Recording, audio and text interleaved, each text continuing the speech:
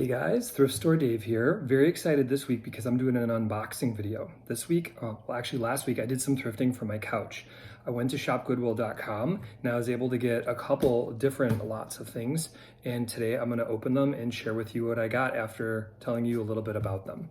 You can see this was a really cool pop culture lot. It had no bids, it was only $17, and I already knew 2 or 3 items on the lot would make my money back, plus additional things that I would be able to resell. In addition, I was able to grab a cool lot of 16 vintage hats that are all industrial or tobacco themed. Great price there, only $9, no other bidders, plus shipping. Okay, so first we're gonna open the pop culture box and see what we've got in here. Remember, paid $34 for it. So not a bad price for all the goodies. And remember, that included shipping. So I will only buy stuff if it's really cheap and know how much Goodwill will charge for shipping. All right on top, we've got a movie poster for Pulp Fiction, and it's torn. So probably gonna have to get rid of that. But that wasn't what I was counting on when I purchased the lot. A couple other goodies here. There's an old Life magazine with the Duke, John Wayne, on it. Also not super valuable. I might hold on to this for a magazine lot someday, but again, not the purpose of the purchase. Lots of packing material. And lo and behold, the rest is in a box, in the box. I didn't know we had a nesting doll situation here. Sorry about that.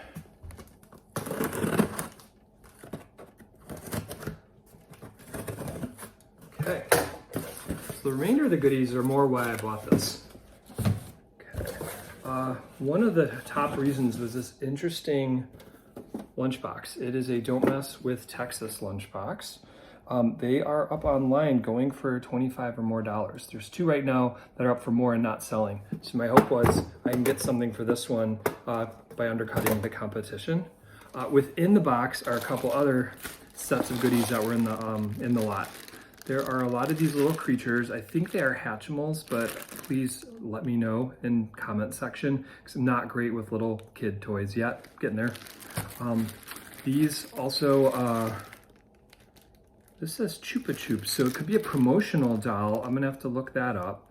But again, these also weren't the purpose for purchasing. A couple little My Little Ponies, we'll see. This was a tie plush that I saw on the lot, kind of a throw-in. This was an old Muppet movie, 8-track. These go online for about $5, so probably not worth it, but if I have a lot of 8-tracks at some point, I'll bundle it, and then I can get something for it. So haven't even scratched the surface of what I paid for, and I've almost broken even just from the lunch payout. There were some, oh interesting, these are not what I thought they would be. They are anime metallic posters, and I tried to Google image them unsuccessfully, but now that I can see them individually better, I'm gonna try again and see if these have individual value. They're by Inkit Comics, and it says here colorworldbooks.com. So my hope is that there's an anime collector who may be interested in these once I do some homework on them. There is a Dictionary of the Texas Language by Ken Rigsby. I didn't even see that in the lot. It's a gag gift. Yet, if there aren't too many out there, this could still be a $5 or $10 item just for its novelty. So excited to see what that could bring. Okay, a couple other things that I was interested in. One was this plush. It is a smaller plush. It's by Acme. It's a Disney plush from the Lion King. And this is the character I made a note when I was studying. This is Rafiki. And a lot of the Rafiki plushes have gray limbs on them. This is a black-limbed one.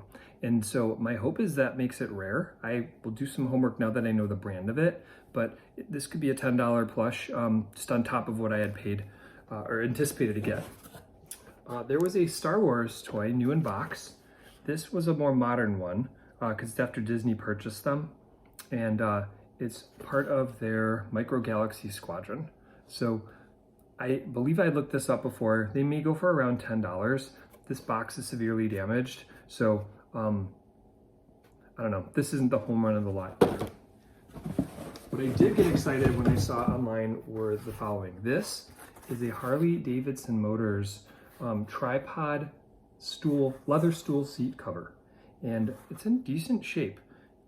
It's got some patina, but these can go anywhere from the $20 to $60 range depending on the brand, the condition. So I'm gonna mark this as about a $20 bill. So far we've got the lunch pail at 25. I'm already 10 bucks ahead. Plus all these goodies that I've yet to do some more homework on and learn about. Another reason I bought the lot was for this Ed Hardy hat. Ed Hardy has a very strong following. Some of the hats were made with other designers. This one's just an Ed Hardy, but his hats go in the $20 to $30 range for the basic ones, and for the nicer ones even more. So I'm hoping that this is another $20 bill. It's in good shape, the brim is clean, and no stains. So yeah, this was part of the purpose of the purchase. So 3 solid items I can resell already. The fourth thing that I wanted to get, because I couldn't find any comps, was this really cool Dr. Pepper King of Beverages cup. It has an interesting felt interior, kind of hard to tell. So it's a leather base, a felt interior. You can't drink from it, but it's probably like a pen holder. But I looked online, I don't see any like this. There are 0 comps. So I'm very excited to see if this can fetch something, because I think it's relatively rare. So my hope is maybe $20 to $30, but we'll see. Old glasses of these with this icon for Dr. Pepper, incidentally, from the 60s and 70s will go for $5 to $10 a piece. I just don't want glass because it's very difficult to ship. All right, a couple items left in this box. One was a tie plush. This is tie silk. It's Max. It was a rainbow plush, and these go in the $5 to $10 range online. This is an original Beanie Baby with its tag, and if I can get a date on it, I'll tell you, because I'm not a connoisseur of Beanie Babies, but it looks like it is Color the Spectrum. So it was Next for Autism series. So this is kind of a promotional bear, I'm guessing, to promote autism awareness. So maybe that's why it has an added collectability.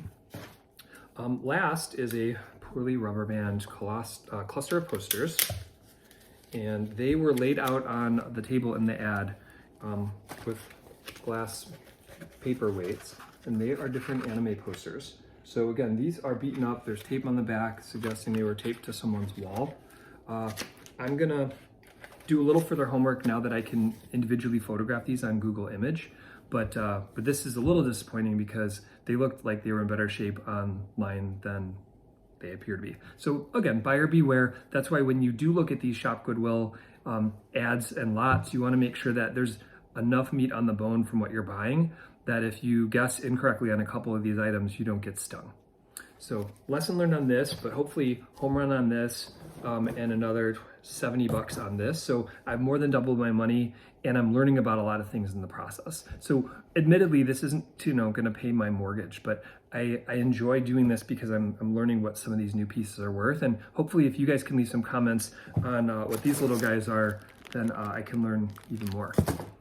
All right, so next I'm gonna open up lot 2, which was a hat lot. So I imagine some of you are signing off now. Good seeing you.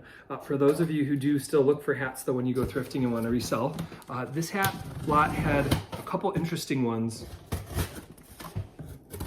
that caught my eye, okay? Hopefully we don't have a box in a box situation. No, just a bunch of packing paper.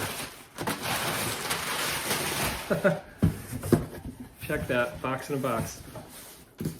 Here we go. Gotta dump it.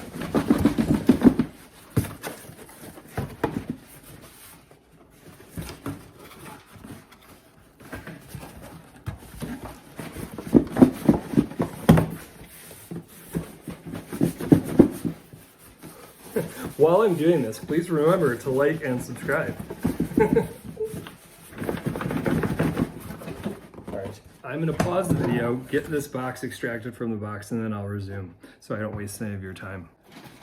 Okay, we are back. I'm a little sweaty, but I got the box out of the box, and let's begin digging through the hat box. So there's something like 12 hats in there. Some of these are probably garbage, but I could sell them in a lot as vintage foam mesh trucker hats. And a lot of these are industrial, so my hope is that a fair amount of people could be interested in just a lot of them. So if I put those in a lot, maybe 10, 15 bucks. And again, for this lot, I paid only $24, including shipping. Electrical rebuilders, again, foam mesh, the strip is broken, but again, in a lot. Branson, Missouri, that might sell. This one I did notice. It's a Ford hat. It says, this is Ford Country. On a quiet night, you can hear a Chevy rust. This was a popular hat in the 80s, 90s, and these go in the $10 to $15 range, depending on condition. This brim is busted, so not good condition. Let's see, Tractor Supply. Retired and driving the wife crazy. I'll give that to my dad. This is what we paid for the lot. This is an old corduroy Marlboro hat. Okay, in great condition, hardly worn, if at all. Doesn't smell like cigarettes, which is awesome. So in really good condition. You can see corduroy hats for Marlboro do super well on eBay. You get a nice healthy return on them. Okay, so very happy. This is why I bought the lot. As you can see what I'm gonna make on it, made it worth the purchase of the lot and taking the chance of whatever else was in this lot. So this paid for everything and was a great learning experience in the process. A few more goodies in here to dig through. More Tractor Supply hats. BF Goodrich. This one's roached, so I'll probably just donate it.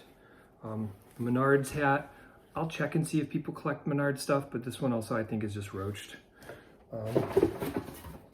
And last few here. We've got Independent Steelworkers Alliance. Sometimes there are niche hats like that people are interested in, so I could take a chance on that. This Borg Warner one is an old patch for an old company, an old patch hat for an old company. And I think this could be a $10 to $20 hat. It's got the foam inside, and the maker of it is a no-name one, but it's clearly made in the USA, which means it was made a long time ago. So this was a good hit on the lot. And then the last one actually may also be because it's an older one. Nashville's gaining in popularity as a tourist destination. So someone who wants to go there now might actually think this is cool because it's a vintage version of the hats they're probably selling nowadays there. So maybe this is a $10, $15 hat. So I'm hoping that we've got maybe about $80 to $90 worth of hats here that I spent $24 for. So that's a decent profit. And again, I'm learning in the process and having some fun with it. So that concludes the lot that I've got this week. Thank you so much, guys, for watching. Please like the video if you did. If you haven't subscribed and you think my content's interesting, please do subscribe. And I try to post every 1 to 2 weeks so that way people can see what I'm buying and also what I'm selling things for. So thanks again for watching. See you guys soon. I'm Thrift Store Dave.